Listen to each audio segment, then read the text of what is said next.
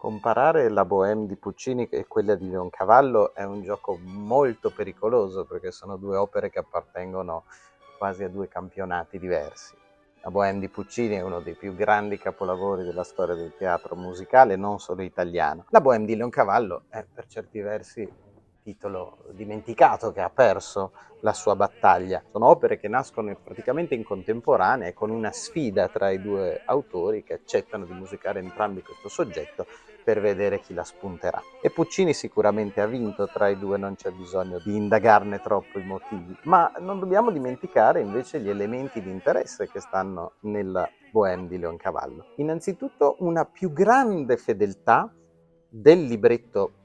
che Leoncavallo stesso trae dalle scene della vita bohemienne di Murger, una raccolta di racconti prima e una pièce teatrale poi, che Leoncavallo decide di trasformare in un'opera, mantenendosi però appunto molto vicino alla vicenda narrata dal libro e dalla pièce di Murger. Si concentra quindi su La Bohème. Se la Bohème di Puccini tutto sommato potrebbe anche intitolarsi Mimì, perché in fin dei conti si concentra moltissimo su quel personaggio che per Puccini aveva un valore di malinconia, di ricordo e di gioventù che si spegne. Per Leoncavallo invece il focus è proprio la Bohème intesa come gruppo dei bohemienne e noi vediamo personaggi che in fin dei conti sono secondari nella versione di Puccini, ad esempio Schaunard, acquisire un ruolo molto più importante e centrale in quella di Leoncavallo. Alla stessa maniera è curioso notare come il tenore protagonista della Bohème di Leoncavallo sia in realtà Marcello e il baritono sia Rodolfo, con un ruolo molto più defilato. L'accoppiata Marcello e Musetta è al centro della vicenda, con una certa ingenuità, perché vedremo alla fine dell'opera Mimì tornare alla soffitta dei Bohemiens e morire, ma non abbiamo avuto modo di affezionarci a questo personaggio che rimane sullo sfondo, al contrario invece dell'enorme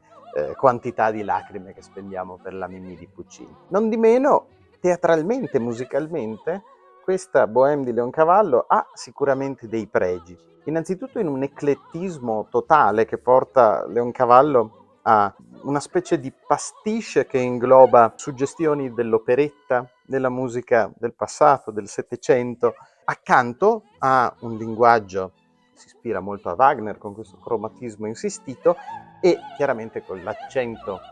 lanciato verso l'acuto nella tessitura dei cantanti, tipica del verismo e in un certo senso che ritroviamo anche nei Pagliacci. Per cui un lavoro estremamente raffinato, estremamente meditato, che ha poi in questa caratteristica proprio del descrivere il gruppo, un po' come una specie di Friends ante litteram, e di raccontarci le vicende di un gruppo di artistoidi squattrinati che però vanno contro qualsiasi convenzione e mettono per la prima volta sulle scene teatrali uno stile di vita decisamente lontano da quello borghese, da quello in fin dei conti delle persone che a teatro ci venivano, e in questo noto una certa presa in giro dell'establishment per cui Leoncavallo stesso componeva, per cui un'opera abbastanza di rottura e che nello sfidare le convenzioni si rivela oggi estremamente contemporanea, perché tantissimi giovani vivono oggi esattamente come i giovani della Bohème di Leoncavallo.